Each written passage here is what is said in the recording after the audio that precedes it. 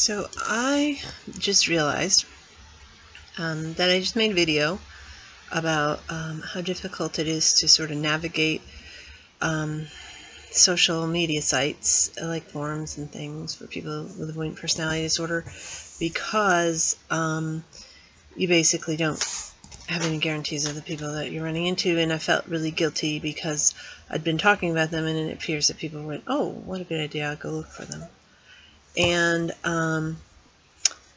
so it occurred to me that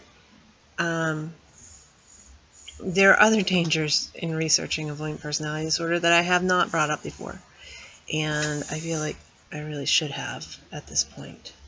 The so-called experts on avoidant personality disorder. In a nutshell, the experts, you really have to take whatever they're saying with a grain of salt. The head guy named Cantor, he's the best, apparently. He's the best, except, you know, that his daughter has avoidant personality disorder, if you read the books that he put out. Which means he has a definite conflict of interest studying this particular personality disorder. And it's really obvious. What he talks about, it's just, he says some really incredibly negative things that I'm just going to leave alone, but among the things he says is that all men who are avoidant are gay. I can tell you from personal experience that is not true, okay?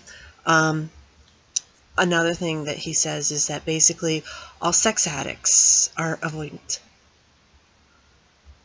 What he was doing was he was trying to come up with a theory, and he didn't have enough actual experience. He didn't have enough people to talk about, so he found people that he could sort of shoehorn into the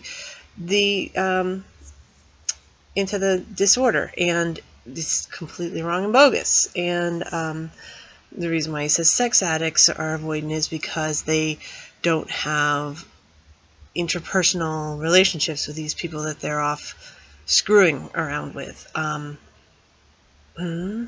But you see, they have to go out and talk to people and meet people to screw around with.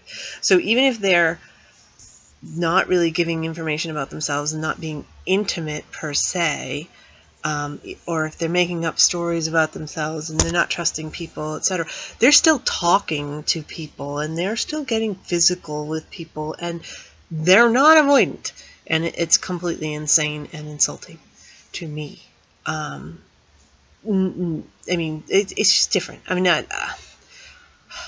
think that I have an impression that I'm a purist, maybe, and that other people with other problems, you know, I'm just like, forget them because they're not the people that have my problems.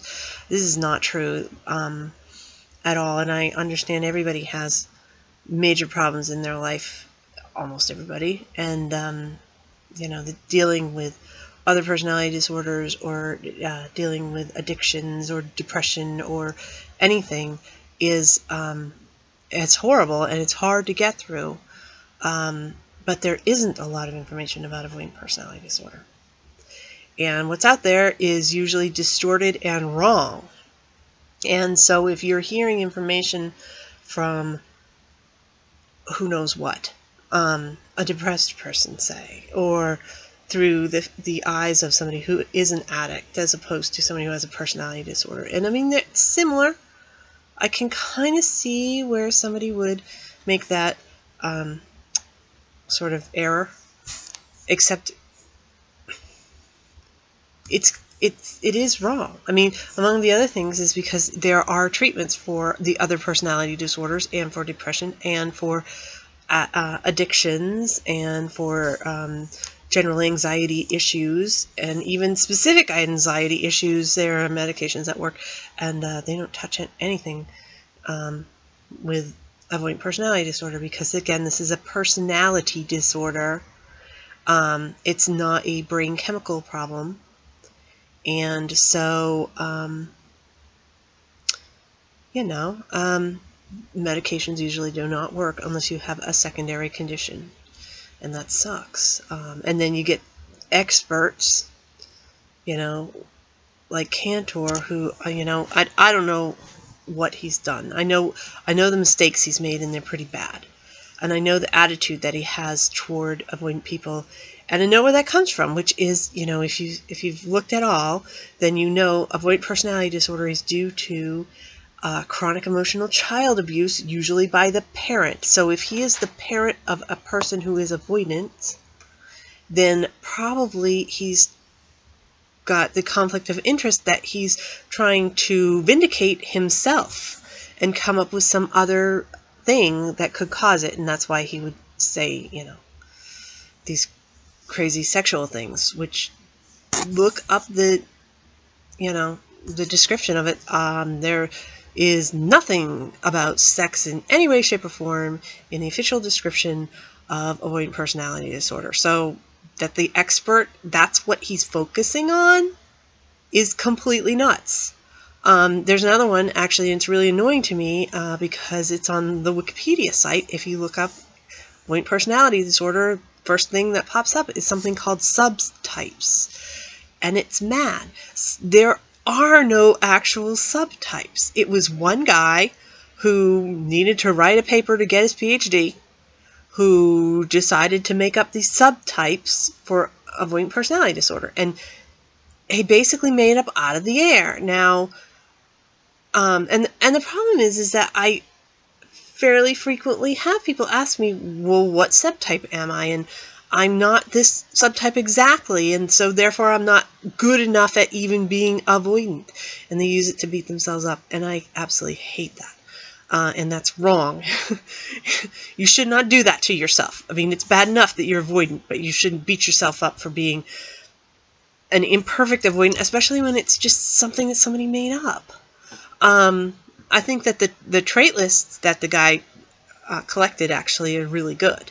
That if you go through and you look at all the traits that he has for all these different types, whatever they are, self-deserting, or I don't know what it is, subtypes, if you look at them all and you look at it sort of a la carte, and you go through and say, well, this and this and this makes sense to me, actually it's really useful to go to therapist and say, okay, this is my number one problem, this is my second biggest issue, etc. And so that you would have sort of a map on what to work with in therapy. I think that is really great.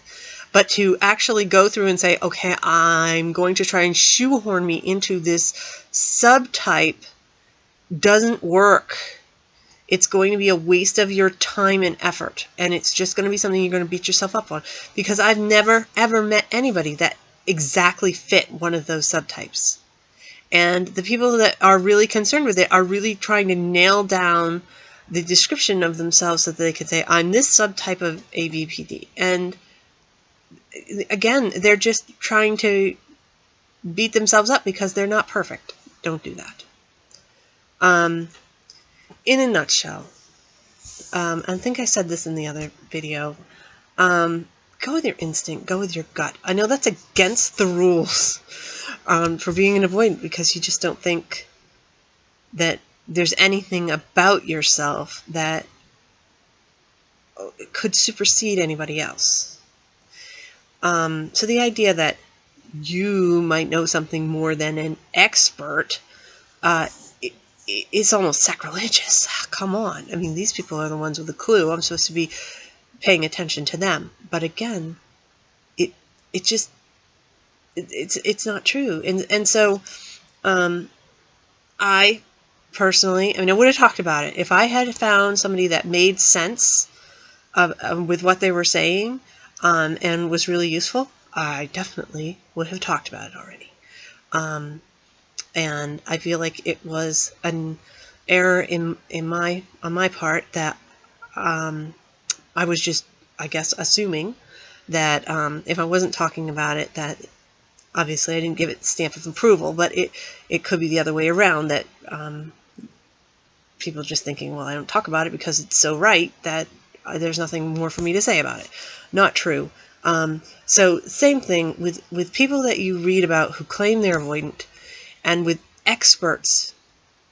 And with therapists, if you go to a therapist and say, well, yeah, I've dealt with avoidant personality disorder before, especially if they get really huffy about it and really defensive, yeah, that's a bad sign. Doesn't mean you don't work with them. It just means that you've got to be on your toes, and you've got to be on your guard, and you've got to know what you're looking for, and you've got to make sure that they're not sending you down the wrong path. Because you know, there are no actual avoidant people who are the experts who have published anything. I've never seen one. I'd love to see one. If you know of one, let me know, because I've never seen anything published that came from an actual avoidant person. You know, as far as anything that would contribute to the sort of clinical discussion of it. So you got to take it with a grain of salt. These people don't know what they're talking about. They're assuming a lot. And they might have book knowledge and try to apply it in real life, and it just doesn't work. They might have advice that works fantastic for, say, other personality disorders, but really, really, really doesn't work for avoidant personality disorder. So try to be proactive with what you're researching, and try to give yourself permission to, you know, call people out, even if it's only to yourself, to say, no, I don't agree with this, and this seems wrong to me, and so I'm going to dismiss this data. Doesn't mean I won't come back to it and revisit it at another time when I've learned more and maybe it'll make more sense. For right now, I am not going to warp myself around something that I read somewhere. No matter who wrote it, if it's somebody that claims they were avoidant or if it was somebody who claims they're an expert, that doesn't mean much. And all avoidants are different. You know, I met one person who's really similar to me, one in the world, and I've talked to a lot of avoidant people. And I've talked to a lot of people who are not avoidant, who claim to be avoidant. One in the world, 1 in 7 billion. That's not a great odds as far as finding something that will match up to you. So if you're reading about this, people should be like this, no, ignore that, because it's just, no. Stick up for yourself and ignore that, even if it's just to yourself. You know, if you've got that little sort of voice in the back of your head saying, this does not ring true to me, pay attention to it, you know, and pick the information that actually helps you, and don't beat yourself up if you found something that is supposed to work but doesn't happen to apply to you. That's okay. Just ignore it. And this is really weird thing that I'm about to say. I mean, really weird. But I'll put this out here one time. If there's anything else that anybody would sort of be interested in hearing my opinion about, let me know. You know, maybe it's another area that I haven't talked about that I really should have. And maybe I will talk about whatever it is that you think I should talk about.